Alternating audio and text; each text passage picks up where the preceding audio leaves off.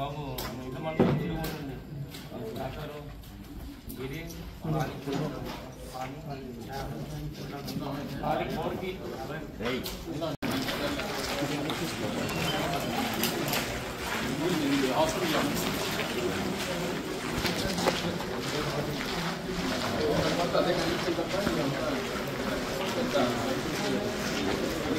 Last start చేసిన project కాలేజీలో last construction start చేసిన ప్రాజెక్ట్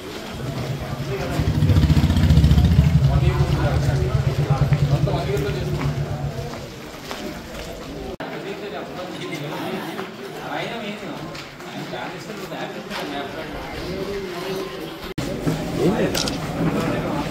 మీకు తెలిసి రాష్ట్రంలో చంద్రబాబు నాయకత్వంలో నడుస్తున్న కూటమి ప్రభుత్వం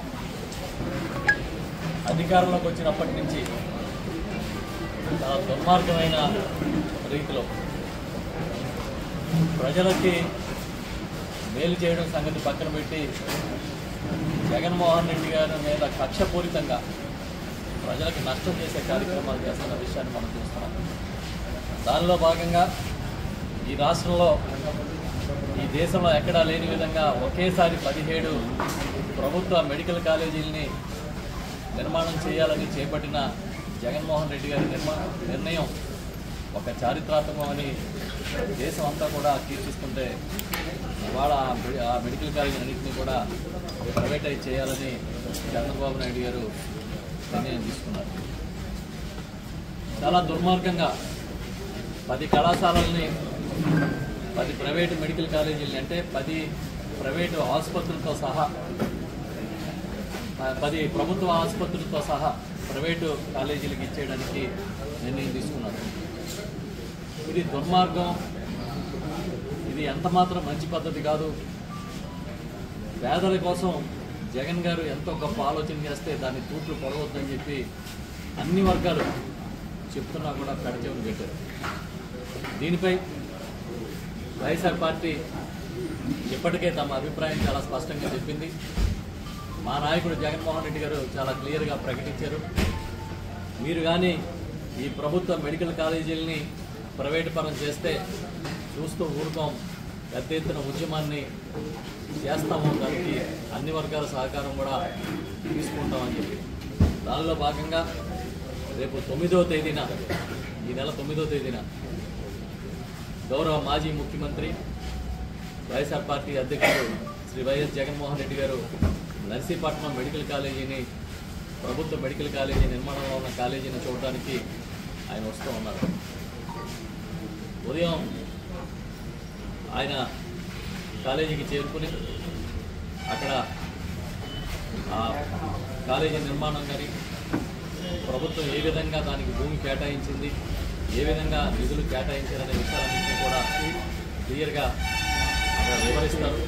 దాంతోపాటు ఈ ఉద్యమాన్ని ఏ విధంగా ముందుకు తీసుకెళ్తామనేది కూడా మేము ప్రయత్నించాం. మీకు తెలుసు, చంద్రబాబు నాయుడు ఇప్పుడు అధికారంలో ఉన్నా కూడా ప్రభుత్వ రంగ సంస్థల్ని ప్రభుత్వ శాఖల్ని ప్రైవేటీకరణ చేయడమే ఆయన లక్ష్యంగా పనిచేస్తారు.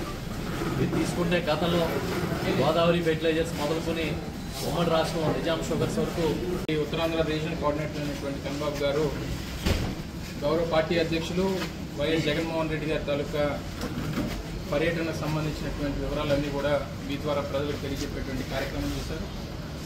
ఇప్పటికే గడిచినటువంటి నెల రోజులుగా అంటే సెప్టెంబర్ 10వ తారీఖున కేబినెట్ సమావేశంలో ఎప్పుడైతే ఈ నిర్ణయం తీసుకున్నారో ఆ నిర్ణయం తీసుకున్నటువంటి నాటి నుండి రాష్ట్ర వ్యాప్తంగా పెద్ద ఎత్తున మెడికల్ కాలేజీలకు సంబంధించినటువంటి నిర్ణయాన్ని ప్రైవేట్ పరం చేస్తూ తీసుకున్నటువంటి నిర్ణయాన్ని రాష్ట్రంలో ఉన్నటువంటి అన్ని వర్గాలు కూడా వ్యతిరేకిస్తూ ఉన్నాయి.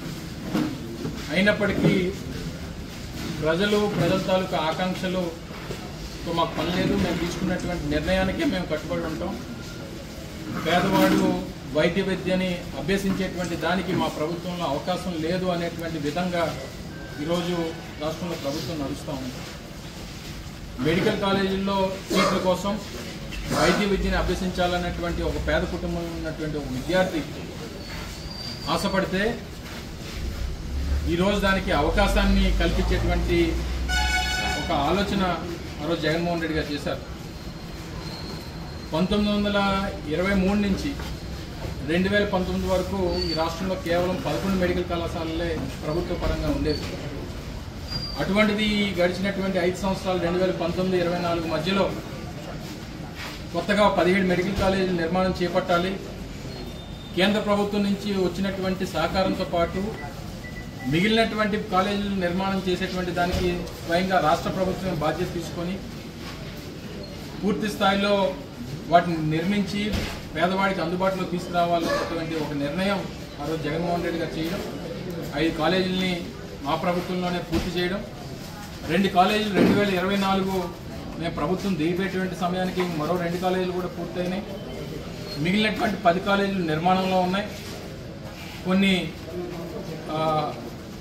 ప్రారంభించడం జరిగింది, కొన్ని సగానికి పూర్తి చేయడం జరిగింది.